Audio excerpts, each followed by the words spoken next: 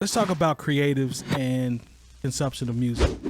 And I wanted to try this one out because we've talked about one side, but I don't think we've talked about the other side. And I'm going to throw out an example just to set it up. Jay Moore, you talk about, I listen to records because I want to see what I think may work in the club, right? That is part of what I, when I click on title at midnight and I see what's going to be new. Part of it is, I do see what's there. Now, when I get the Danger Mouse record, I'm listening to that for my own personal. I'm with you, but what I'm saying is there are times that you actually go into looking and listening to music for that, right? I'll go through like somebody like Megan Thee Stallion. When her album came out, I was like, all right, cool. So Lone, you and I have talked about from a producer standpoint, how we've grown accustomed to hearing things that, and listening to music a certain way that just can't be turned off, right? We've had that conversation. Right. So my question is, as a creative, can you detach yourself from your craft and just listen to music freely?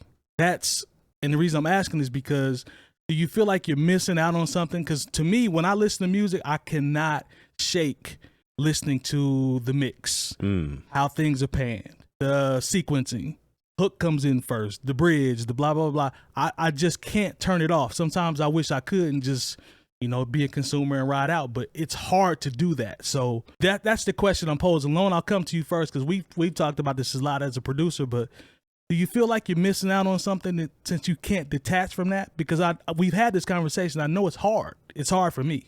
Yeah, I feel like I've answered this. I feel like we have talked about this, or at least I feel like I have, in the sense that I feel like it's even worse for me. And I'm not even trying to put this into like a comparable type of, like compare to anybody else or anything else. I mean, coming from a background of not only making music, but also like listening and judging people's music for over a decade, essentially, there's a certain level of enjoyment that just gets lost when you have to constantly pick through stuff and try to determine what you want to push to the forefront. Like, who do you want to co-sign, or what type of artist do you want to push to the forefront? I mean, there was a time 10 years ago, I used to get 100 emails a day from people. And out of those 100 emails, maybe 2 were decent. No, I know. No, trust me. I know. Yeah, I remember. And so that alone in itself, it kind of automatically turned my ear into I have a very particular ear into how I listen to things. So for that example, yes, I listen to things a lot differently than most people listen to things. Add on the fact that I also have this creative side to me where I do produce and am an artist and I do make stuff and I do teach the stuff too and all these things. That part. It makes it even so much more. Like if you ask me, and if like somebody comes up to me and asks me a question about their music, I hope they're ready for a dissertation. That's the part. That's what I'm trying to get to. Because I will listen to something that I like and I will break it down so you think that I don't like it. But it's just the way that it is, because I'm listening to it not only from an angle of, is it enjoyable, but also like, what can you do to potentially be better so that you catch the 2% of people that listen to it for this reason, or the 3% of people that listen to it for this reason, or the 5% of engineers that are not going to like the way this kick sounds, and all this other stuff. I guess my thing is, with that being said, based on what you're saying, do you ever think about being able to listen to records without all that and just vibe out and not even think about that? Yeah, so I can only do that to music that I don't participate in. Okay, fair enough. So for example, my go-tos are like Radiohead.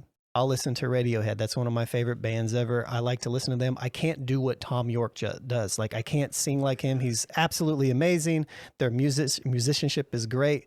So from that aspect, what I'm saying is, like, I can only do that for music that I don't do. That's what I'm looking for. But if I participate in it, then I'm always like comparing it, and I'm looking at it like, maybe I can, it's twofold. It's like, one, can I create it? And two, do I want to try to create it? And also like, or I'm critiquing it. So like, I know you're asking me from one angle, but I can't answer this question without it being from a twofold angle of, no, also, I'm not mad at that. I reviewed music for so long, and I know Terry understands this. It's like, and you guys, I mean, I'm sure everybody understands it to a degree, but it's really hard to explain what it's like to like legitimately have to critique people's art every day. I mean, there was a time we were sharing like 12 posts a day. Mm-hmm. You know what I mean? Like, that's a lot of stuff to consume and try to like have a reasonable voice to. And to me, that's been the hardest part. That has been harder to do than the creative side of it, is step away from that. Like, it almost ruined music for me. if I'm being honest. You're answering my question, especially with the twofold part. I think that's perfect. That's what I was looking for. Terry, what do you think? Because you're a DJ, you're in different environments, and I know you listen to records. Your collection is crazy. I've seen your laptop. I've seen you rock. I know how you get down. You can put Terry anywhere, and he's going to be able to adjust as a DJ. Like that's a gift. That's a skill. But do you ever catch yourself just listening, to records just to vibe out to without thinking about some of the things that Jay Moore talked about or some of the things Lone talked about, because you were a part of that submission process as well? Yeah, I mean, I'm kind of in the same boat, whereas sometimes it's hard for me to listen to stuff. A lot of times I ride in silence. Right. Just because at one point the noise, music wasn't it didn't sound like noise at one point. And then in some instances it becomes noise. It doesn't sound inviting. I'm not interested. You can almost listen to a song within 20, 30 seconds and it's like, I'm cool. I get it. You know what I'm saying? And it's the only thing that probably does it for me is more eclectic type stuff, man. Like Lone said, stuff that you're not necessarily a part of. I mean, I don't make music, essentially. I DJ, but you're around it a lot. I'm around it a lot. But there's certain tones that stand out to me and sound better to me and are more inviting, and that would be the more eclectic and R&B soul side of things versus the offerings that I've been left with. And it's actually, I kind of wish we were still going through submissions a little bit, because I was able to find a lot of gems that way. A lot. Whereas now, so there's a lot of things that can go past and over your head that you weren't around for, and you just missed that boat as far as being here. I mean, you can always catch up. But in the same token, if nothing is making you enthusiastic or excited about music, right, I just ride with the sound completely off. It's just solve that, and I'll come back to it whenever I'm ready. It's almost like sometimes I have to prepare myself to listen to music. Yeah. Yep. Well, it's crazy. I'm with you. Because it's this is the hard thing, because when people would, I know you guys got submissions through, the blog and through the site, and I get people wanting to bring me music because they want their music played out. Right. Talk about or that. Even when I was working in radio, just for that little bit of time, that I was, working in radio. And I said, my advice every time was, don't ask me if I like it. Yeah. Ask me if I think it'll work. Because if you ask me if I like it, I'll be like, no, I don't like it at all.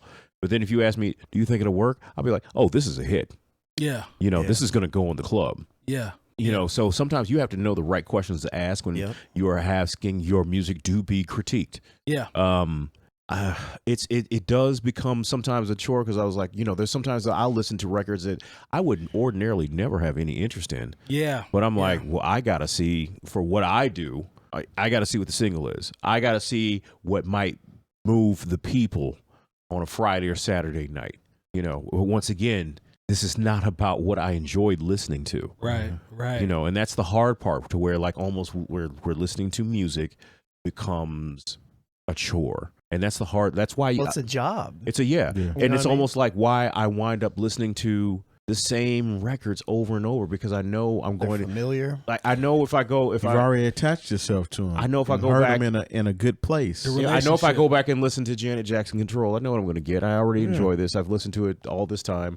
When I go back and listen to Heartbreak, shout out to Jimmy Jam and Terry Lewis. That's it's going to hit you the same time. The same way. But when I go listen to Good Kid, Mad City, I know like this is how it's going to make me feel. It's my comfort food, and I know that I don't have to adjust my palate or what I'm supposed to be expecting just to enjoy this particular piece of art. It's in other situations now, when I sit up on Thursday night turns into Friday morning, and then all the new records come out. Yeah. That's when I got to start sifting through things, and I do still find things that I really like. I'm not even going to lie. Yeah, I do too. That's the cool thing about still having that mindset to where I want to listen to as much as possible. Yeah. But then like I have to, sometimes I listen, I was like, man, this ain't it as far as like my personal taste or what I think is actually good. But then I'm like, oh, I got to get this in the playlist for Friday and Saturday night, so I can at least see what the reaction is to it. I tell you, I struggle sometimes as a creative listening to music, because in your mind, you tend to, you don't go, you know, I never go into something thinking that I'm going to bite it or try to do it. But in your mind, when you listen to certain things that are popular, it's like, okay, your creative lens says, man, what happens if I go this way and try to do some stuff that's like this? Will it have, you know, a different type of effect? I don't know. But I used to struggle with that, but I got over that part. But I felt tired the other day. I was trying to listen to 𝗀𝗄 𝗢𝗏 because I missed that album. Rapper Big Pooh dropped a project. I want to listen to that. And yeah. I want to listen to that. Like I said, I'm so caught up listening to this other stuff for what I have to do. I don't get to listen to what I want to. I missed Larry June, so I still had to get it. Yeah, I've been peeping Larry June. I wanted to get in there. One thing to add, not to cut you off, but it's almost like I go into listening to music with the anticipation that I'm not gonna rock with it anyway. So when it does sound good, it's like, oh, okay, this is cool. I like this. But I think that's just you being jaded from listening to so much bad music. Yeah. Because that's kind of where I am too. Like I love it when I hear something and I'm like, oh wow, this is good. Agreed. But it just so often It just doesn't happen. So let me ask this question. Pivot just a little bit. Yeah. With everything that we just talked about, it almost sounds, it's like a depressing kind of conversation, right? But we're talking to people that have been in the music industry for 2 decades and stuff, like in a variety of capacities, right? Essentially. So what can artists do? What can creatives do to actually make it easier for you to enjoy their music now, especially if like you don't know who they are? Like what's a good way that you can actually don't emulate everything else that everybody else is doing. Yes. Is the number one thing. Yes. Just like that's what makes me excited about when I hear something that I know works. You know what I'm saying? But oh, this is different. This person is going to be something or do something. I mean, you went through that a whole lot as far as being ARs that weren't getting paid. Right. You know what I'm saying? Facts. We were able to sift through stuff and find the stuff that stuck to the wall. And that same stuff that we threw against the wall and stuck is still sticking today. Facts. You know what I'm saying? Facts. So it's almost like you just have to be yourself. You can't try to be and sound like everything else is out there. You have to just carve your own niche, stay in your lane. If it works, it works. If it doesn't, so be it. I mean, with that also there's 2 sides of what Terry said, because I agree with him 100%. That's the one thing that perks my ears up. If it's something that is totally, you know, outside of what I'm accustomed to hearing or what people are trying to get me to listen to. Like when I hear something like that actually clicks, I'm like, yeah, okay, let's dive into the project and see where they're going. But don't be too different though. That's what I was about to say, because sometimes you can be too different. And well, let me rephrase this question a little bit, because I liked your answer, but I think I'm more so talking about like, it's less about like what the artist is creating. Let's just assume that it's good. Okay. Let's assume the music's good. How can somebody that makes good music, how can they get it to a population who is going to be more and more so like us in the future, of being overwhelmed by stuff? Like, what's the best way that you can actually go about that? I think it's on the back end. It's on the visual side, the creative side, I'll talk about the word content all the time. That side of it, like being creative with the way that you release certain things, even though that you're already dope. Splashes, things that splash, and you're consistent with it. I think that helps me come along with you and eases me into becoming a fan. Like if you're really consistent on that part, you already got the product. So consistency. You have to use consistency is definitely one of them. You have to use social media to your advantage, whether you like it or not. Right. Because unfortunately, that is the machine that's pushing things right now. If you get one song that turns into a viral hit on TikTok, then your catalog is wide open. Yep. What's his name? What's my guy that Kevin Gates? Yeah. He had a song that went viral on TikTok that's probably 7 years old. It got so much popularity that he put that song back on his new album because nobody heard it 7 years ago. That's smart. Yeah, Very smart. Gained momentum. He's like, I'm gonna use it to my advantage. I'm going to release it again. Yeah. Yep. Yeah, it's very smart. So people need to use social media to their advantage. Not necessarily saying you have to have something that goes viral, but content is key. So you have to know how to use these apps and kind of navigate your music that way. Mm-hmm. What do you think, Jay? You know, I want to say, I understand where you're coming from there, but then it's almost like, hey, that's an artist like Kevin Gates. Other than that, there's nothing you can do. Like it's really, that's the thing. That's the I question, don't. right? You know, it sounds like, you know, I know that might be depressing to somebody who's an artist who's trying to get their music out there, but there's nothing you can do. Like, you just have to continue to make good music and hope somebody. Look, I tell people one of the cheat codes. I agree with that. For DJs, even if you don't listen to the rest of Joe Budden's podcast, listen to Sleepers. Yeah, that's a good segment. If you get like, you know, especially on the R&B side, because that's basically all Joe Budden when he gets to play his sleeper. All he plays is R&B. You're right. Right. You know, and he'll give you something and be like, that's my favorite part of that show. Mm-hmm. Right. Like, I will. Diddy said R&B is dead, and he couldn't be farther from the truth. Yeah, he doesn't know what he's talking Y'all about. see Chris Brown? Did you see his response? Yeah, that was hilarious. Yeah, Where he kind of aired him out low key. He said R&B is not dead. Y'all just ugly. Yeah, he low key aired him out low key. But no, I mean, that's the thing. Like, at this point, there's no amount of attention-seeking thing that you can just do that might work. Somebody just grabbed that Kevin Gates song and put it on TikTok and made it into a trend.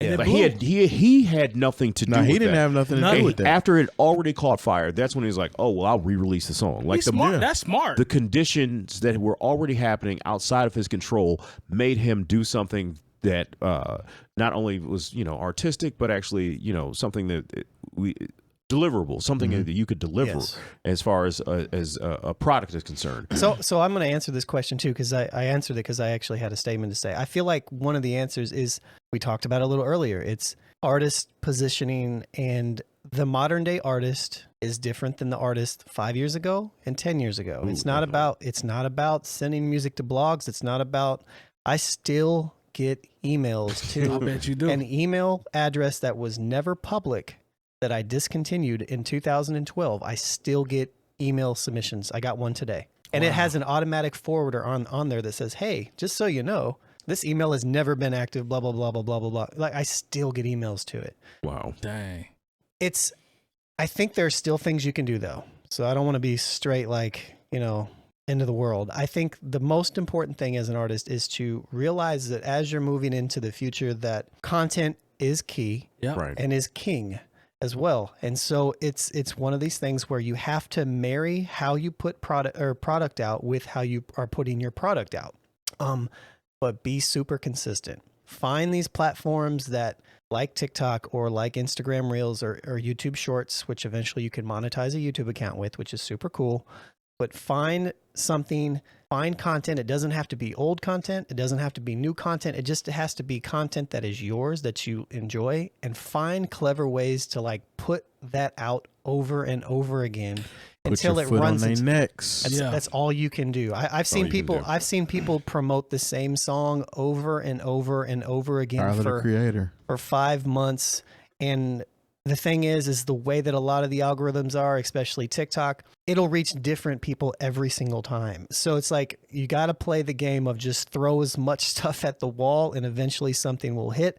And then maybe somebody like us sitting at the table, or people like us, or the fans that you want to find, will be like, oh, I like that. And they'll hit that follow button, and then they'll be able to follow your other stuff. You know, I feel like share with the people that they know. Yeah. I feel like you have to kind of have multiple ways. You have to have a way on the platforms that TikTok is a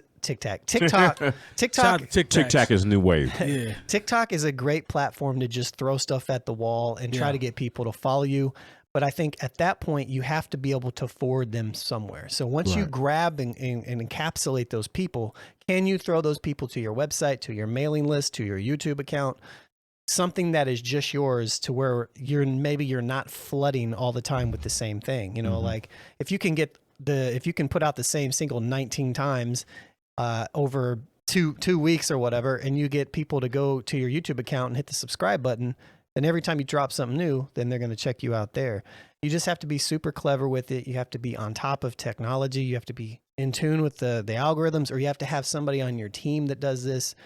And you have to be able to reach people where they are. You can't expect people to want to listen to your full-length album in 2022 if they don't know you. Right.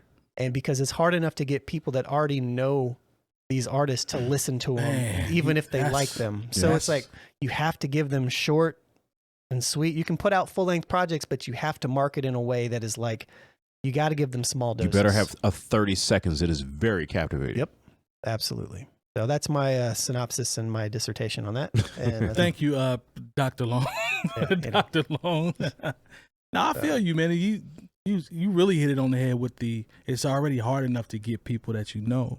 Bro, we're all people in this room that want to listen to music. Sure. You know what I mean? Sure. And it's at the point to where like we're like struggling to almost. To where like just like you said, the Joey I'm a Joey Badass fan. For sure. I was tired. And I still haven't got to that record. No, it felt like a chore for me to be like, okay, which one of these albums am I going to listen to? Am I going to listen to it all the way through?